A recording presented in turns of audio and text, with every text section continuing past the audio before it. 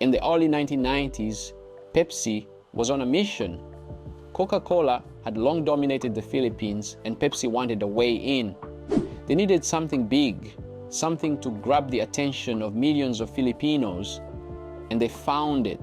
A contest so tempting that it would bring the entire country to its feet. But no one could have guessed that a marketing campaign meant to spread joy would end in tragedy. It was called the Number Fever campaign. A simple idea: buy a Pepsi bottle, check the cap for a number, and see if it matches the winning number broadcast on TV. Every night a new winning number was drawn, and if the number under your bottle cap matched, you could win up to ₱1,000,000, enough to change your life. The contest quickly became a national phenomenon. Pepsi sales skyrocketed, and people across the Philippines bought bottle after bottle, dreaming of that lucky break. For a country where ₱1,000,000 meant a ticket out of poverty, Number Fever was more than just a game. It was hope. Have a Pepsi. A light refreshment. But on May 25th, 1992, something went terribly wrong. The winning number drawn that night was 349, and as the announcement went out, jubilation turned to chaos.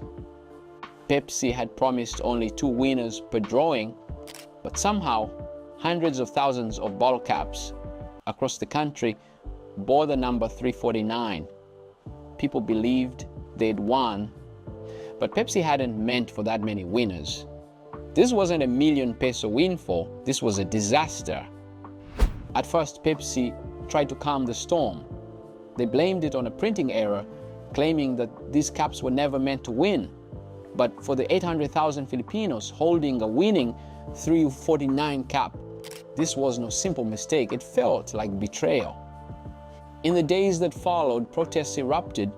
Thousands of people took to the streets demanding Pepsi honor its promise. What began as peaceful gatherings soon grew into something darker. Frustration gave way to anger, and anger turned into violence. Pepsi executives in the Philippines and the US watched in horror as riots unfolded. Cars were overturned, bottling plants were attacked, and over 30 Pepsi trucks were set on fire. For many, this contest was more than a game. It was a chance at a better life that had been ripped away. Tragically, the violence claimed several lives, with innocent people caught in the chaos. A contest meant to bring happiness had instead brought grief and loss. Pepsi tried to make amends. They offered settlements to some of the 349 cup holders, but many saw this as an insult, a cheap price on the shattered dreams of 800,000 people.